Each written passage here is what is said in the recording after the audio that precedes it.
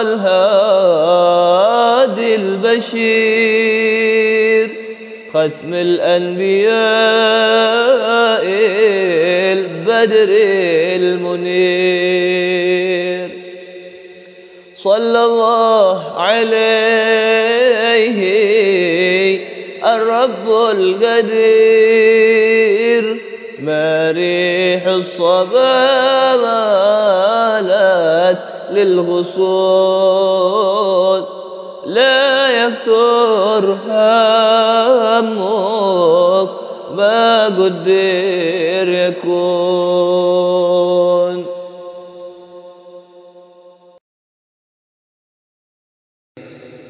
الزم باب ربك واترك كل دون واسأله السلامة من دار الفتون لا يضيق صدرك في الحادث يهون الله المقدر والعالم شؤون لا يكثر همك ما قدر يكون يا قلبي تنبه واترك المجون قد ضمنت تعالى بالرزق القوام في الكتاب المنزل نور للأنام فالرضا فريضة والسخط حرام والقنوع راحة والطمع جنون لا يكثر همك ما قدر يكون أنت والخلائق كلهم عبيد والإله فينا يفعل ما يريد همك واغتمامك ويحك ما يفيد القضاء تقدم فاغنم السكون لا يكثر همك ما قدر يكون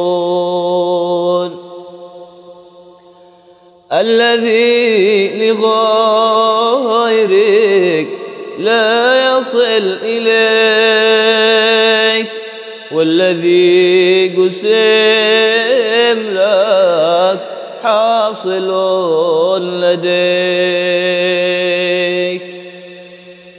فاشتغل بربك والذي عليك في فرض الحقيقة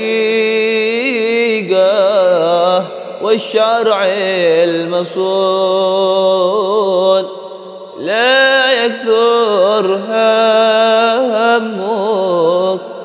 ما قدر يكون شرع المصطفى الهادي البشير ختم الأنبياء البدر المنير صلى الله عليه الرب القدير ما ريح الصبا مالت للغصون لا يكثر همك ما قدر يكون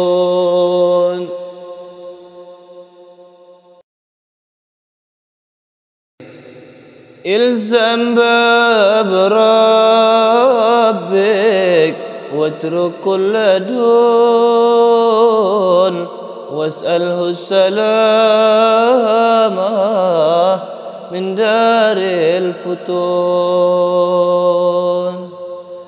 لا يضيق صدرك في الحادث يهون، الله المقدر والعالم شؤون.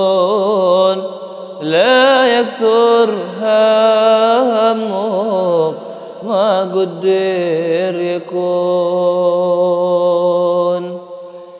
يا قلبي تنبه واترك المجون،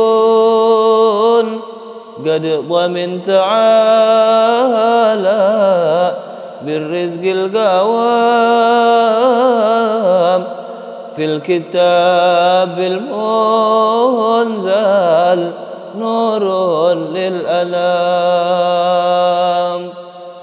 فالرضا فريضة والسخط حرام، والقنوع راحة والطمع جنون.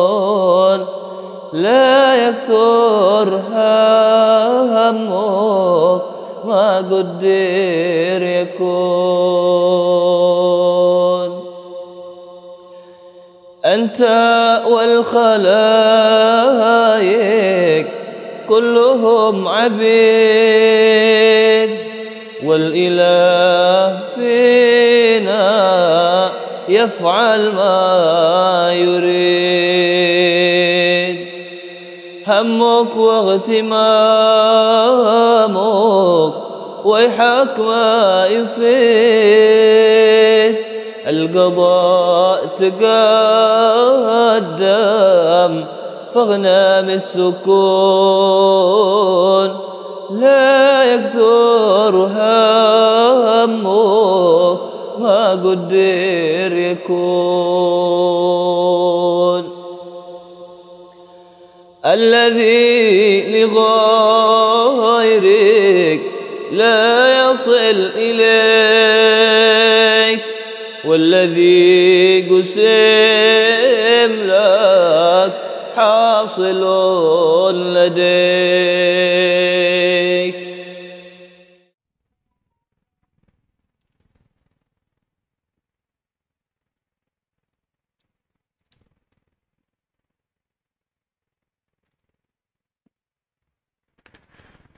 بسم الله الرحمن الرحيم. الحمد لله رب العالمين، والصلاة والسلام على أشرف الأنبياء والمرسلين سيدنا محمد وعلى آله وصحبه أجمعين. قال المؤلف والإمام الحبيب العلامة عمر بن محمد بن سالم بن حفيظ في كتابه مزن السكينة والسكون شرح قصيدة لا يكثر همك ما قدر يكون، إلى أن قال رضي الله عنه: فدارت معاني إرادة الله الرحمة على دائرة الرحمة ومركز الرحمة. قال تعالى: يومئذ يود الذين كفروا وعصوا الرسول لو تسوى بهم الأرض ولا يكتمون الله حديثا. Kata pensyarah di sini ada mengatakan bahwa berbicara mengenai salawat kepada baginda Rasulullah sallallahu alaihi wasallam, di mana salawat itu dimulai oleh Allah Subhanahu wa taala terlebih dahulu, yang mempunyai arti rahmat daripada Allah kepada baginda Rasulullah.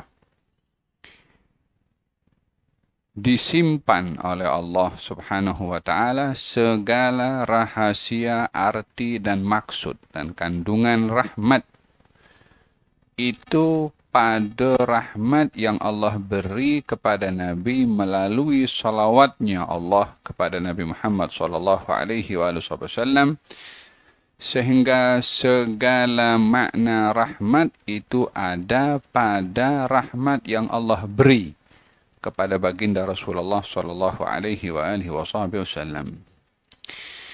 Firman Allah Subhanahu wa taala yang bermaksud yauma idzin, yakni di hari itu, di hari kiamat nanti, orang-orang yang kufur kepada baginda Rasulullah dan orang-orang yang bermaksiat kepada baginda Rasulullah mengandaikan lau tusawwa bihimul ardu, yakni khalas kalau mereka disamaratakan dengan tanah, yakni di hari kiamat nanti impian yang diinginkan oleh orang-orang kafir adalah ingin berubah menjadi tanah.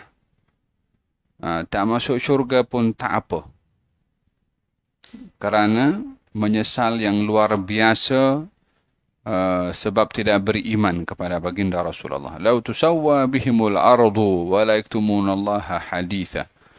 Kalau disamaratakan tanah ini dengan mereka, yakni khalas mereka menjadi tanah, tak menjadi insan, tak menjadi apapun juga, walaupun tak dapat syurga tak apa, yang penting terselamat daripada azab walaupun menjadi tanah.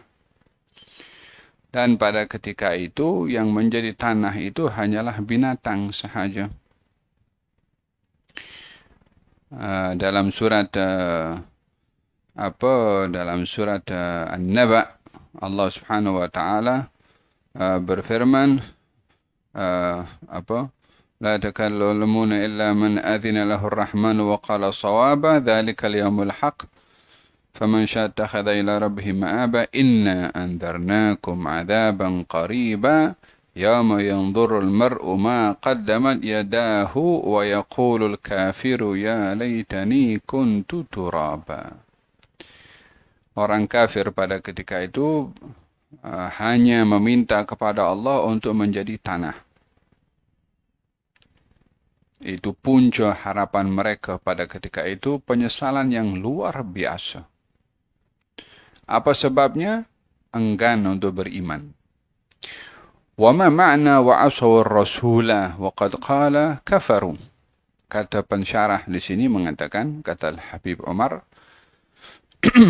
pada ayat tersebut Allah menyebutkan wa asawur rasula, dan orang-orang kafir dan orang-orang bermaksiat kepada Rasul mengharapkan supaya mereka menjadi tanah. Kenapa disebutkan bermaksiat kepada Rasul, walaupun sudah disebutkan kalimat kafir kepada Rasul? Nasallahu ala hadha liyu'lam annahu jalla jalaluhu adara rahmatahu wa adzabahu ala hadhihi ad-dairah. Allah menyebutkan secara khusus pada ayat ini golongan orang-orang yang bermaksiat kepada Rasul adalah agar supaya mereka mengetahui dan menyadari bahwa Allah Subhanahu wa taala meletakkan sebab orang itu mendapat rahmat atau azab bergantung kepada iman dan taat mereka pada Rasul atau kufur dan maksiat mereka kepada Rasul. Dengan iman dan taat mereka mendapat rahmat, dengan kufur dan maksiat mereka mendapatkan azab. Wa annal muttasila biha huwal marhum. Orang yang dia beriman kepada Nabi, taat pada Nabi, maka dia mendapat rahmat. Wal munfasil anha huwal mu'adzab al-mab'ud al-matrud. Dan orang yang dia memisahkan diri daripada Nabi, maka dia yang orang akan diadab dan juga diusir dan dihalau dari rahmatnya Allah. Wal kull yudriku dhalik hatta adh-dhalamatu fil qiyamati minal mulhidin wal kafirin wal bughatil mufsidin.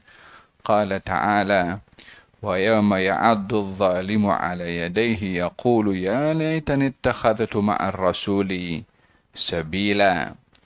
Di hari kiamat nanti semua akan sadar. Yang tidak beriman tanpa terkecuali mereka akan menyesal. Baik itu daripada golongan musyrikin, daripada orang zalim, daripada orang-orang etis, daripada orang-orang yang melampau. Semua pada ketika itu keadaannya adalah yawma ya'addu dhalimu ala yadayh, di mana orang zalim akan menggigit jari jemarinya. Yakni karena apa menggigit jari? Karena menyesal. Sehingga jari ini satu demi satu digigit. Bukan gigit saja, digigit sampai habis. Bila habis pindah kepada satu jari yang lain. Bila habis sampai ke satu jari yang lain. Sampai habis semuanya pindah ke sebelah kiri. Digigit lagi satu demi satu. Setelah itu semuanya akan kembali lagi, dikeluarkan lagi oleh Allah Subhanahu wa taala, digigit sekali lagi. Yakni menggambarkan betapa penyesalan yang luar biasa pada mereka yang enggan beriman kepada baginda Rasulullah. Digambarkan penyesalan itu dengan menggigit jari sampai jarinya habis. Walihada yawm wa yawma ya'addu dhalimu ala yadayh. Gal di hari orang-orang zalim menggigit kedua tangannya. Tengok gambarannya bagaimana Allah sebutkan kedua tangannya. Biasanya orang itu kalau menyesal yang digigit jarinya. Karena jari itu bahagian daripada tangan, maka disebutkan tangan. Dan di sini disebutkan yadai, kedua tangannya. Maksudnya daripada jari jemari ini, daripada tangan kanan dan kiri akan digigit kerana menyesal. Faham dong? Orang ini kalau di dunia menyesal atas perbuatannya hari ini, dia ada hari esok untuk dia ganti.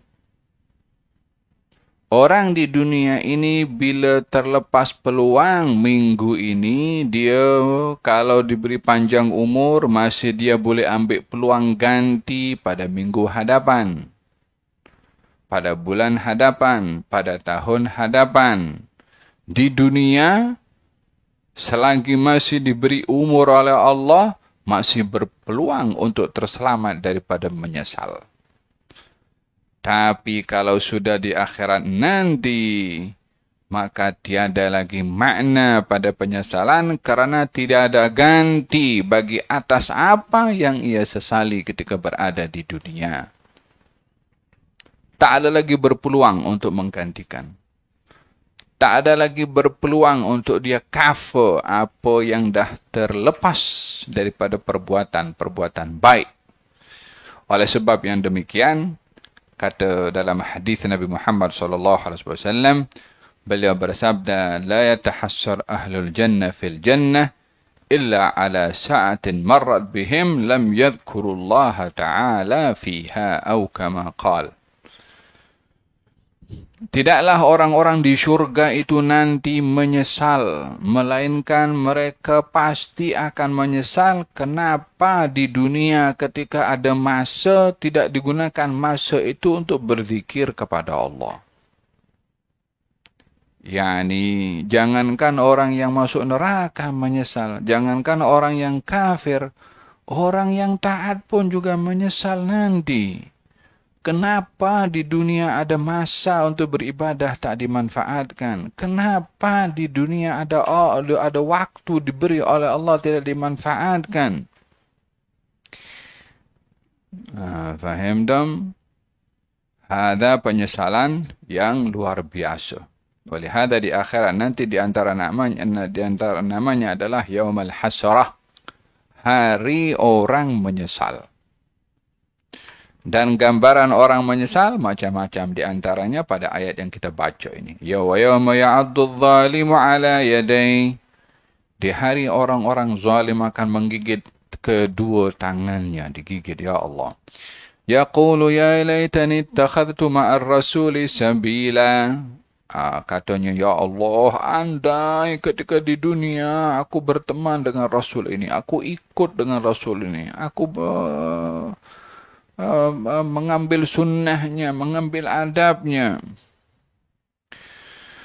Ya wailata laitani lam attakhidh fulanan khalila. Andai aku di dunia itu tak berkawan dengan fulan. Siapa fulan tu? Laqad adallani 'ala dzikri dia telah menyesatkan aku setelah datang peringatan daripada engkau. kawannya di dunia itu mengajak kepada lalai, mengajak kepada ghaflah. Faham tu? Di dunia,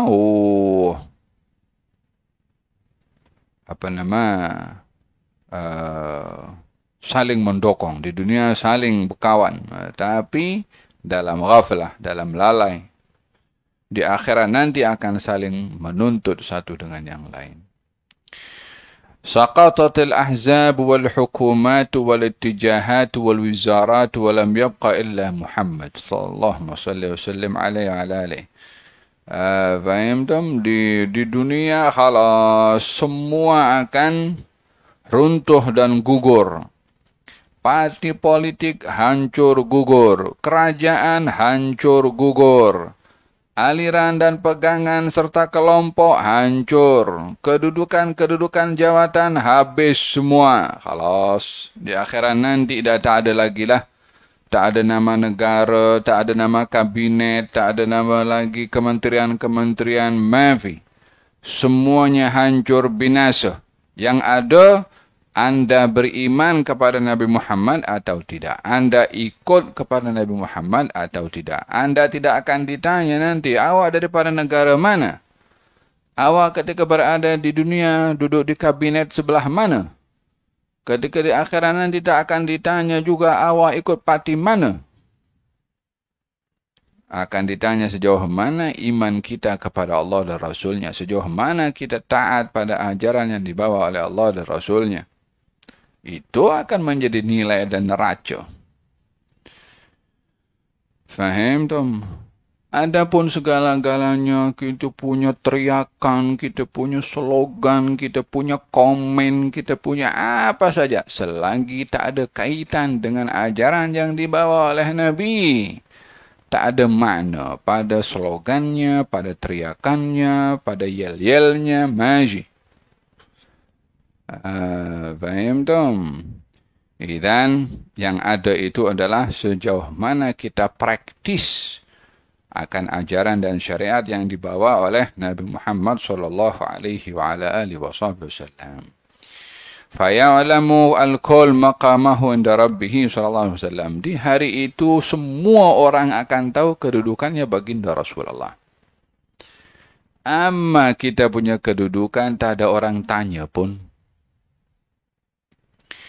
Kita di dunia sebagai CEO, sebagai ketua eksekutif, sebagai pengurusi, sebagai timbalan, apapun jawatannya. Nanti di akhirat ada orang tanya, awak dulu apa kedudukan awak? Yang ada, apa manfaat yang awak dapat dengan kedudukan tu? Yang akan menjadi kebanggaan bagi seorang nanti di akhirat, jawatan, kedudukan yang ada di dunia ni, apa manfaatnya kepada timbangan amal baik? Kalau digunakan untuk hal kebaikan, bertuahlah orang itu dengan jawatan tersebut. Kalau digunakan dengan jawatan, ya jujur, amanah, betul-betul menjalankan perintah agama, tak ada hipokrit kepada orang lain, tak ada dzul wajhain, ada dua wajah kepada orang lain, tak ada cari-cari muka, tak ada kalau dia betul-betul jalankan tugasnya di dunia, betul dia di akhirat nanti. Bermanfaat apa yang Allah kasih kepadanya di dunia berupa harta atau jawatan atau gelaran. Tapi kalau tidak digunakan semua itu sesuai dengan apa yang diperintahkan oleh Allah dan Rasulnya, la CEO-nya, wala eksekutifnya, wala ketua naib 1, naib 2, naib 3, wala apa sih, tak ada faedah sama sekali.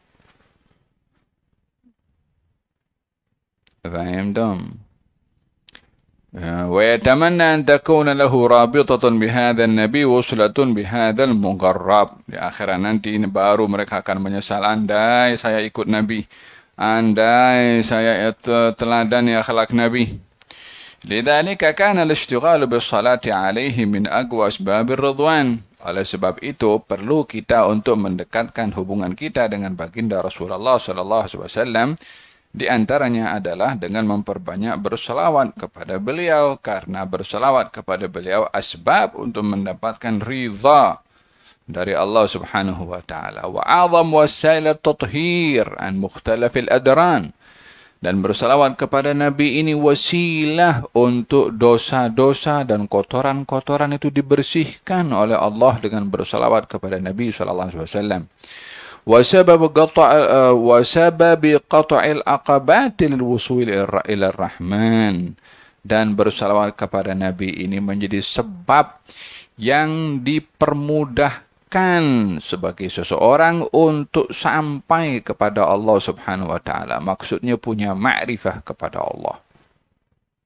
Bersalawat kepada Nabi pintu ma'rifah kepada Allah. Hatta 'inda istitar syuyukh wa qillatihim fi akhir zaman.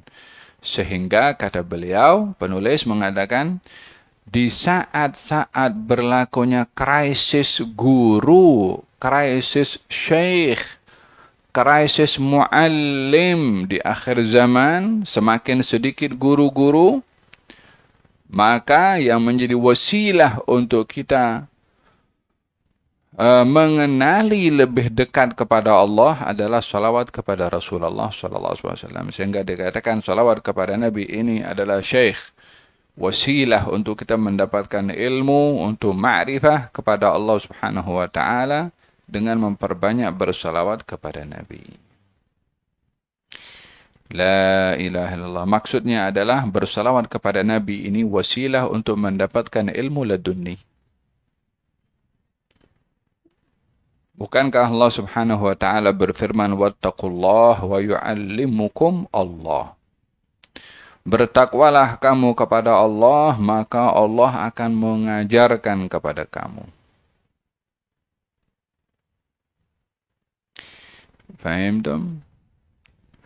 Di akhir zaman akan makin berkurang asyuyukh, guru-guru. Yang dimaksudkan di sini adalah asyuyukh al-murabbi, guru yang mendidik. Guru ini ada beberapa peringkat. Ada namanya muallim. Guru yang kita ambil ilmunya. Dan guru ada namanya al-musallik atau al-murabbi. Guru yang mendidik kerohanian kita. Yang membimbing suluk hubungan kita dengan Allah Subhanahu wa taala. Dan yang ketiga, guru namanya Syekhul Fath. Guru yang membuka laluan jalan untuk kita mengenali Allah Subhanahu wa taala. Syekhul Fath, guru yang memilih muridnya untuk dibimbing, sehingga bimbingannya itu membuka laluan kepada si murid makin dekat, makin kenal dengan Allah Subhanahu wa taala. Di akhir zaman yang ramai adalah mungkin muallim, guru yang mengajar. Oh, banyak. Sampai dengan banyaknya guru mengajar pun yang belajar jadi pening, sebab guru dengan guru bergaduh satu dengan yang lain. Guru satu hentam guru yang lain. Guru satu viralkan keburukan guru yang lain. Guru satu terang-terangan menjatuhkan guru yang lain. Tidak menghormati perbezaan. Guru yang hanya melihat saya paling betul, macam tu. Prinsipnya macam tu, tidak menghargai perbezaan orang lain. Zaman kita sekarang, guru yang suka menyalahkan guru yang lain. Tak cukup guru di zamannya, hatta guru-guru yang dulu pun salah. Para ulama, para masyayikh yang dulu pun salah. Bukankah di zaman kita sekarang kita dengar orang mengatakan Asy'ari itu adalah sesat? La ilaha illallah. Awak yang duk lahir baru berapa puluh tahun lepas ni, baru baca 2, 3, 6, 10 kitab ni. Dah naik tangga tinggi sangat sampai kepada menyesatkan orang yang menghabiskan masanya untuk membela Ahli Sunnah wal Jamaah. Bukankah di zaman kita sekarang kita dengar Asy'ari sesat, kemudian fulan tak betul, tuduhan yang bercakap tu tak kenal kepada dirinya sendiri, tak malu pada dirinya sendiri. Rahimallahu imra'an arafa qadra nafsih. Allah merahmati seorang yang kenal kepada dirinya itu siapa. Bila berbeza pendapat, hargai pendapat orang. Jangan merasa paling betul dalam segala pendapat. Pendapat yang anda anggap betul itu mungkin salah bagi orang. Tidak ada di sini eksploitasi pendapat, mesti pendapat kita je yang paling betul. Kita ikut Quran dan Sunnah. Yang saya faham tentang Quran dan Sunnah, itulah maksud Allah dan maksud Rasulnya. Mana awak tahu? Ulama-ulama yang lain tu ikut faham ketika mengeluarkan hukum itu diambil daripada mana kalau bukan daripada Quran dan Sunnah? Takkan mereka ambil daripada Taurat dan Injil.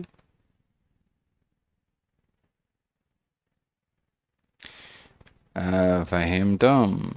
Idzan akhir zaman yang berlaku adalah krisis guru yang membimbing hati nurani kita, membimbing ruh kita dalam perjalanan menuju kepada Allah Subhanahu wa taala.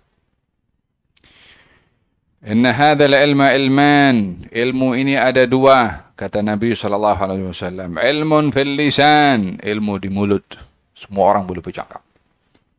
Wa ilmun fil janan, wa dzalika ilmun nafi', yang kedua ilmu dalam hati, dan itulah ilmu bermanfaat. Ilmu yang melahirkan di dalam hati rasa takut kepada Allah. Ilmu yang melahirkan di dalam hati tawadhu. Semakin bertambah ilmu, semakin bertawadhu. Ilmu yang melahirkan dalam hati al-amal dengan ilmu. Ilmu yang menyedarkan dalam hati dan jiwa kita bahwasanya Allah mengagihkan pemahaman kepada sesiapa yang dikehendaki oleh Allah karena luasnya nas firman Allah dan hadis Rasulullah. Fahimtum? Naam. ويكثر ويكون إكثار الصلاة عليه السبب الأقوى للوصول ونيل القبول. Dengan memperbanyak berselawat kepada Nabi SAW sebagai wasilah untuk kita mendekatkan diri kepada Allah dan untuk meraih qabul dari Allah Subhanahu wa taala. Wa an ya'ti al-ashyakhu li sahibiha fayukallifu bi fathil babi lahu bi amri ar-rahmani jalla jalaluhu fayatahadzabu biha wa yata'addabu biha wa yatatahharu biha. Sehingga dengan memperbanyak berselawat kepada Nabi SAW akan dimudahkan oleh Allah bagi orang itu untuk berjumpa dengan guru, dengan syekh yang boleh membimbing kepada dia, yang membuka pintu untuknya untuk mengenali Allah Subhanahu wa taala, sehingga orang yang banyak berselawat tadi akan banyak mendapatkan petunjuk daripada guru tersebut karena memperbanyak bersalawat kepada baginda Rasulullah sallallahu alaihi wa ala alihi wasallam. Wa fil isharati ila hadzal muhadzab al muaddab huwa al-aktsaru salatan ala al-habib al-muqarrab jaa al-haditsan. Untuk apa yang dijelaskan di atas, orang yang dia memperbanyak bersalawat kepada Nabi akan terbimbing, akan terpandu, akan terdidik dengan didikan para masyayikh. Di dalam hadis Nabi Muhammad SAW, inna min ahabbikum ilayya wa aqrabikum minni majlisan yawmal qiyamah ahasinakum akhlaqa. Sesungguhnya orang yang paling saya cintai dan yang paling dekat kedudukannya dengan saya nanti di hari kiamat adalah orang yang paling baik akhlaknya. Wa inna awlan nasi bi yawmal qiyamah aktsaruhum alayya salah. Dan orang yang paling hampir dengan aku nanti di hari kiamat adalah orang paling banyak bersalawat. Apa maksud daripada dua hadis ini? Hadis yang pertama mengatakan orang yang paling saya cinta dan paling dekat dengan saya adalah orang yang paling baik akhlaknya. Yang kedua, orang yang paling dekat dengan saya nanti di hari kiamat adalah orang yang paling banyak bersalawat kepada saya. Kata penulis, wa fihi ma isyaratun ila anna husnal khuluqi murtabitatun bi kathrati salati ala Rasulillah. Disebabkan oleh kerana dengan memperbanyak berselawat kepada Nabi itu akan membawa pengaruh kepada kebaikan akhlak orang yang berselawat kepada Nabi. Coba perhatikan hadisnya. Orang yang paling dekat dengan saya di hari kiamat, orang yang paling banyak berselawat. Orang yang paling dekat dengan saya nanti di hari kiamat, orang yang paling baik akhlak. Ada kaitan antara orang itu baik akhlaknya dan banyak selawatnya. Kaitannya apa? Orang yang paling banyak berselawat kepada Nabi akan mempengaruhi kepada akhlak orang itu untuk menjadi orang yang berakhlak yang baik. Apa sebabnya? Salawat itu yang akan membimbing kepada dia untuk punya akhlak yang baik.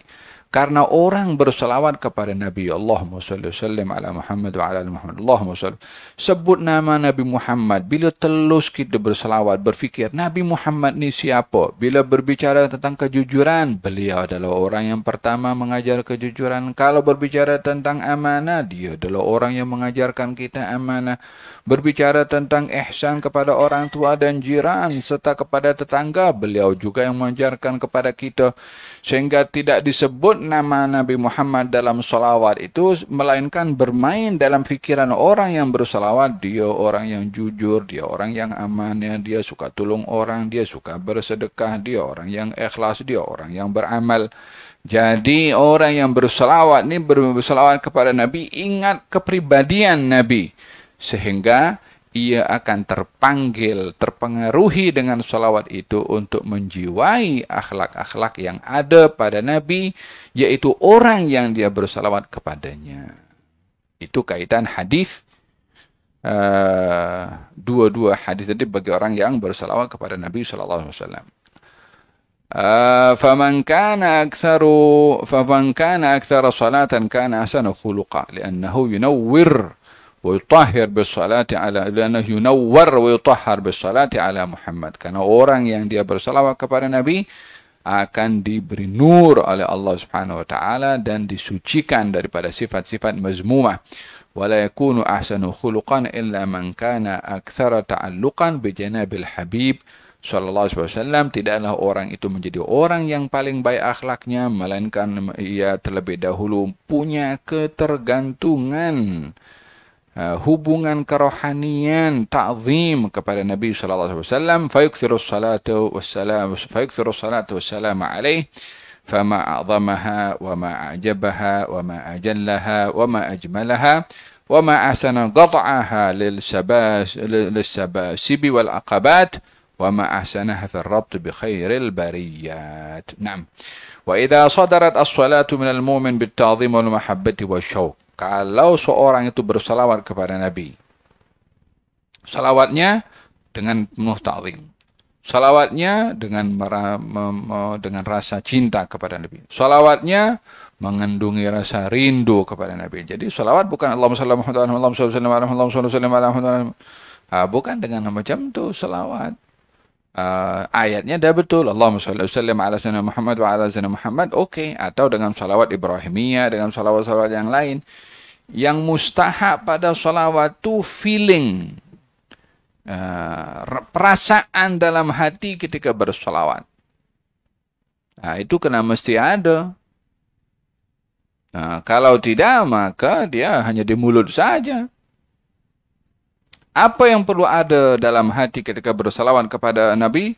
Ta'zimun Nabi, mahabbah sama Nabi, kemudian rindu pada Nabi, iman kepada Nabi. Bila seorang berselawat diiringi dengan iman, dengan ta'zim, dengan mahabbah, dengan syauq kepada Rasulullah, imtithalan li amrillah, dengan merasa diperintah oleh Allah untuk berselawat, mustash'iran anna Allah amarahu bidzalika famtathala al-amra thumma 'alima anna hadha al-'abd al-mugarraba sababu wujudihi wujudul khalqi bi amri al-khaliq jalla jalaluhu, dan berkeyakinan bahwasanya Nabi Muhammad yang kita bersalawat kepadanya adalah aslul wujud, yakni merupakan asal kepada segala yang Allah cipta. Maksudnya segala apa yang diciptakan oleh Allah kenal kepada Nabi Muhammad SAW. Nabi Adam ketika dia diciptakan oleh Allah Subhanahu wa taala, melihat di bawah arusnya Allah tiang-tiang tertulis la ilaha illallah Muhammadur Rasulullah. Walaupun belum dicipta lagi Nabi Muhammad, namanya sudah ada. Bila berselawat dengan penuh pengagungan sedemikian kepada baginda Rasulullah, maka berselawat kepada Nabi itu sebab wusul kulli rahmah wa kulli ni'mah ila kulli mun'am alaih wa marhum. Maka salawat itu menjadi sebab turunnya rahmat, sebab turunnya nikmat kepada orang yang dia mendapatkan nikmat dan mendapatkan rahmat. Wa annahu awwalu syafi'in wa awwalu musyaffa'. Beliau adalah orang pertama yang diizinkan memberikan syafaat, wa huwa sahibul maqam al-mahmud, rafa'adhu tilka as-salah ila maqamin 'alin wa kanat nata'ijuha kabira. ولأجل ذلك يوقن أهل الموقف أن لا يصل إلى شيء من رحمة الله إلا من هذا الباب ومن طريق هذا العبد، ولا يقدر على الكلام أكابرهم من الملائكة والأنبياء، فضلا عن الذين أهينوا من الكفرة والجبابرة المتكبرين. لا يقدر أحد منهم على الكلام إلا خير الأنام، ولا ينقلون من تحت الشمس في يوم الأهوال العظام، وما يكون بعد ذلك من فصل القضاء ومن استلام الكتب بالأيمان ومن رجحان الميزان ومن المرور على الصراط ومن دخول الجنة إلا بشفاعة صاحب المقام المحمود. وبعد خطابه صلى الله عليه وآله وسلم ليعلموا أن الله إنما يوصل رحماته إليهم عبر هذا العبد المحبوب صلى الله عليه وعلى آله وصحبه وسلم. إذن فالكل يعرف قدر محمد يوم القيامة، لكن من عرف قدره أيام كان في عالم التكليف الدنيا هو الذي يرتفع له القدر هناك. أما من لم يعرف قدره في الدنيا فلا ينفعهم ذلك بعد أن انتهت الفرصة والمهلة التي أمهلهم الله إياها. Yani bicara kata penulis di sini mengatakan di hari kiamat nanti tak akan ada apa-apa perubahan melainkan Nabi Muhammad SAW terlebih dahulu bercakap. Tidak akan berlaku dari perubahan yang akan diberikan oleh Allah Subhanahu wa taala, di mana semua orang tidak boleh bercakap. Para anbiya tak berani bercakap, melainkan yang bercakap Nabi Muhammad SAW. Di saat semua orang diam dalam keadaan takut dan risau, melainkan yang berbicara adalah Nabi Muhammad SAW. Tidak ada orang yang akan diberikan syafaat, dipindahkan daripada panasnya matahari, melainkan Nabi Muhammad terlebih dahulu bercakap. Dan orang tidak diselesaikan daripada urusannya, daripada berhadapan dengan timbangan, daripada as-sirat dan daripada penerimaan kitab, melainkan yang akan menjadi sebab keselamatan bagi mereka syafaatnya Nabi Muhammad. Dan pada waktu itu syafaat Nabi Muhammad adalah menjadi segala-galanya bagi orang pada ketika itu. Faham dong? Untuk dapat syafaat di situ, ya di sini kita kena ada kontak, di sini kita kena ada connection, di sini kita kena ada hubungan. Jangan di sini tak ingat Nabi, tak baca sirah Nabi, tak hadir majlis maulid Nabi, tidak mendengarkan semua apa yang diajar oleh Nabi, nanti aku nak syafaat Nabi.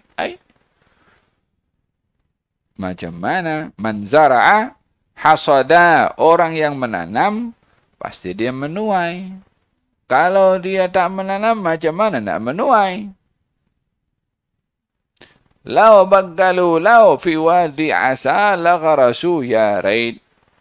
Orang kalau menanam kalau, yang ditanam itu benih kalau, di tanahnya kalau, maka dia akan menuai kalau. Tak ada guna. Paham dong? Walihada pererat hubungan kita dengan Nabi SAW di sini.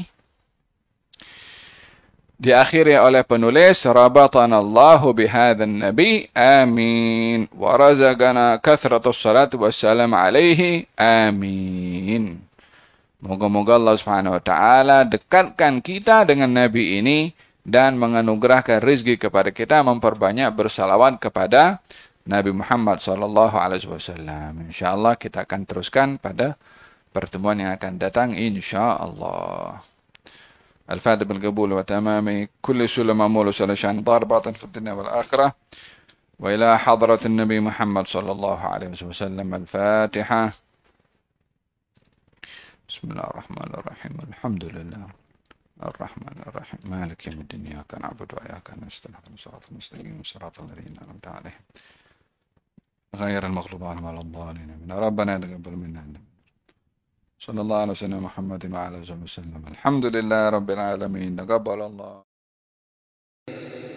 الزم باب ربك واترك كل دون واسأله السلامة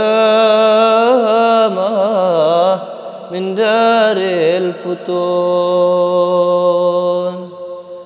لا يضيق صدرك في الحادث يهون. الله المقدر